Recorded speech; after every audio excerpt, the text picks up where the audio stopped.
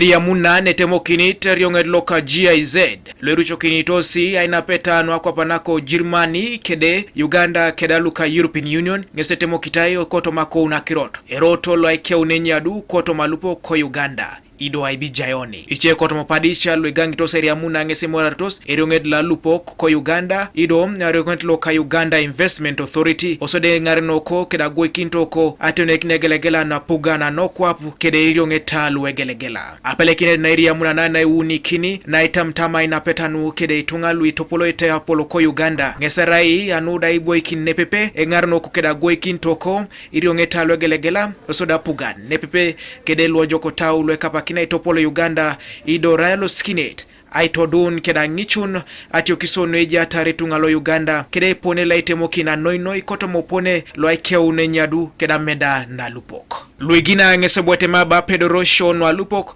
ngesi erasi no ibusa kinti tunga keramisi na noinoi koto mopone laikeu nenyadu koto mochaloi anatari Uganda kere.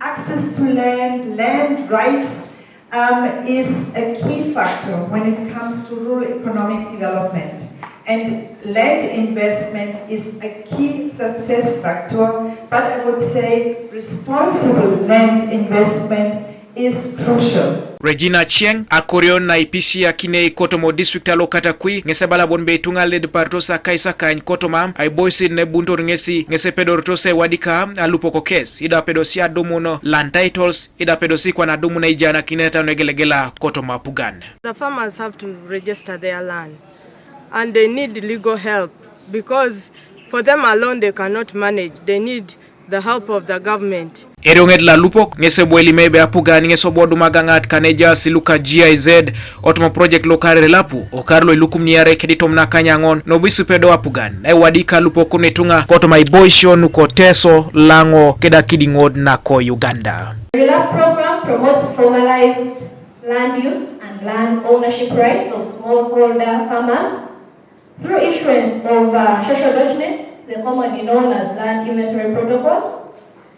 They've also supported the issuance of certificates of customary ownership for customary land and certificates of occupancy. The issuance of these documents to beneficiaries has enhanced their security of tenure, especially for the project beneficiaries. Barbara Kech agwekinto ne president ko district alo dokolo ngeso bwelepi akore ko kerara luigangeta inapeta na pugan parish development model which is coming. It doesn't need you to sit and fold your hands and you start crying. You need everything to be done from the plate.